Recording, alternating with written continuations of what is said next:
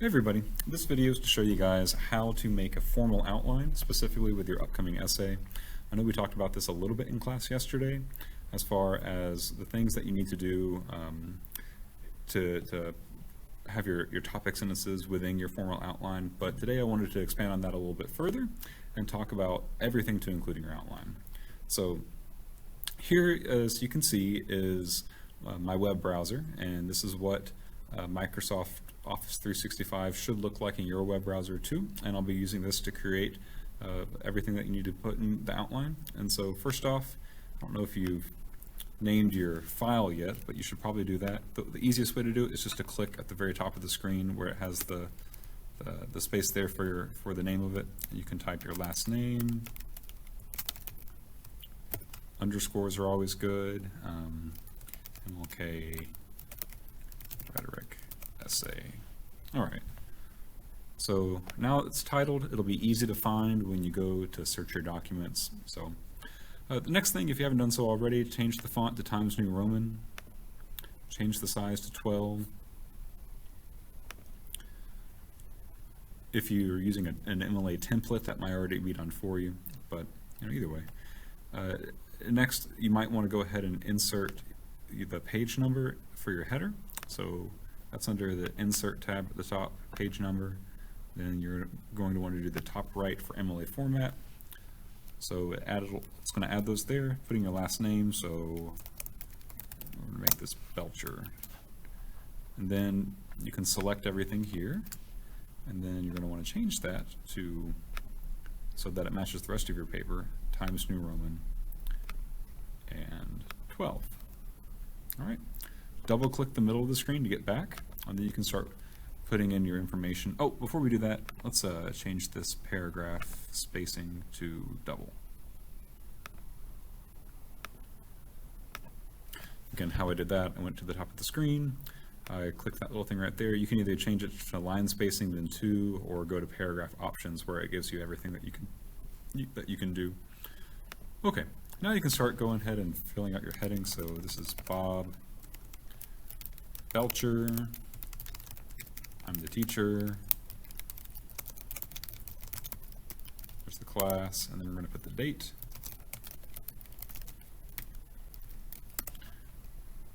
Every paper in MLA format gets a title, so let's just call this, okay, Rhetoric Analysis Outline. And then you're going to want to align back to the left, and then you should be ready to start. All right. So again, like we talked about yesterday, you can start working within outline form by typing a capital I, putting a period, hitting space. It'll do it automatically for you if you do it like that. The other way to do it is to go up to the numbering tab right here and clicking that first one that you see. So yeah, either of those, you can do either one. There are a couple of options that you have right here as you begin. Personally, I like to label each section. So you will usually, before I do anything, label the first section Introduction. I'll label the second section Body, and I'll label the third section Conclusion.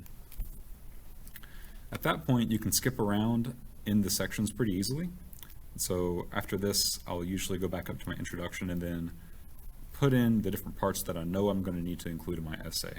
So I have the introduction, I'll hit enter, and if you remember, we can press tab to move back and forth from the sub-levels here. Press tab to go to the right, hold shift and tab to go back to the left. And you want it to just be one underneath the level that you're at here, and so I'm just going to press tab once. I'm going to give space for a hook. I'm going to have letter B be background information about the text and the author.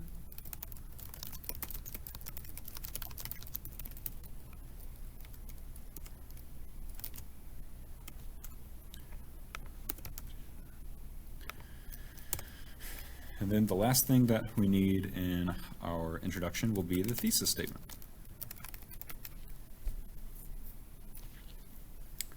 And at this point, your introduction should be good to leave for a second. You can fill in that information as you do your research and you figure out what ideas you want to include in your paper.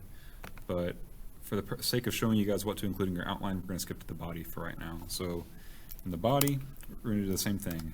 I'm going to go back to tab. And then I'm going to go ahead and just put in here each of your topic sentences. So this will be topic sentence for body paragraph 1. And then to save time, I'm just going to copy and paste this here.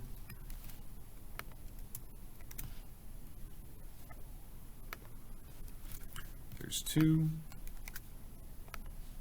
There's 3. There's 4. There's 5. And there is 6. Okay, this is what you should have come into class having finished by today. So each of your 6 body paragraphs, topic sentences, at this point should be written in full. The last part of your essay outline is your conclusion. And so same thing, go to a new line, press tab. First thing that we're going to do is a restatement of the thesis. Then your conclusion needs a discussion of each of the main points in your essay. And then you end with that lasting thought or idea. Remember that thing that your reader should take with them. They've read all this paper, and now what do you want to think about now that they're finished reading the paper? Let me just note here that it should be a brief discussion of each of the main points in the essay. Okay, so this is the basic structure of the outline. It should look like this here. Let's look back at the body section and see what we would include under each of these different topic sentences. So for outlines, I like to just have the evidence go underneath that, and when you go to actually write a full draft of your paper, you can add in transitions, you can add in, you can decide how you want to structure the evidence and where to put the evidence in your paper. But for me, I think it's easiest to just start plugging into evidence here and then leaving space for commentary. And so I'll show you what that will look like with your outline. So here's your topic sentence for body paragraph 1. Here we're going to put evidence. And this can be a quote, it could be a paraphrased passage, or a combination of the two. Just some sort of reference to the text. Then in bold, I'm going to put include the page number. And if you have it, your paragraph number. Probably should do the paragraph with this one, since that information is available in the writing. Now, under each piece of evidence, you should have commentary. And I like to do 1 and 2 for commentary because that encourages you as you work on your outline to include enough commentary. You know, one of the things that is going to get your writing to that next level is including a detailed discussion of each quote that you include that shows how the quote shows that topic sentence, which should be tied directly to your thesis statement. And so include that commentary, give yourself a 1 and a 2, enough room to discuss it. When you go to write, your paper, you can do it a little bit differently. Like maybe you'll say, here's your topic sentence, and then you'll introduce your quotes or other evidence here. And then you'll have your evidence, and then the commentary on your evidence. So there are some different ways to do that. Then we'll go back down here, do the same for each one. So you'll have your evidence, and then commentary, and you'll repeat that for each section. Now, sorry guys, let me go back here and just say that you should probably have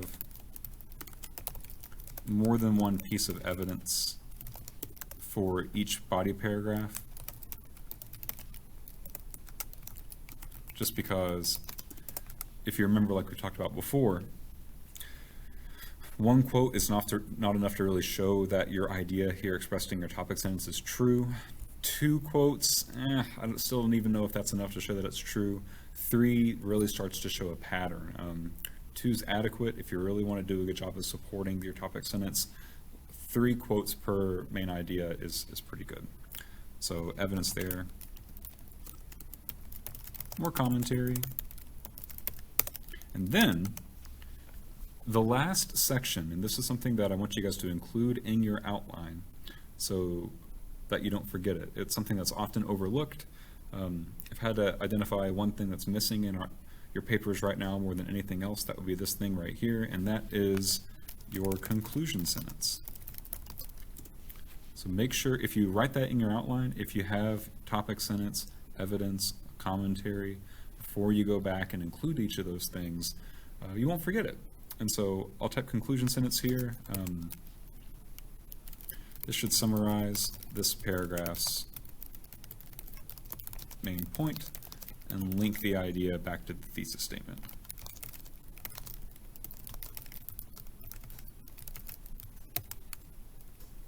Okay, so at this point, you should have enough to go ahead and start working on your outlines.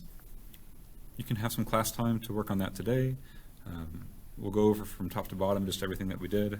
So to summarize, we changed the font to Times New Roman and 12.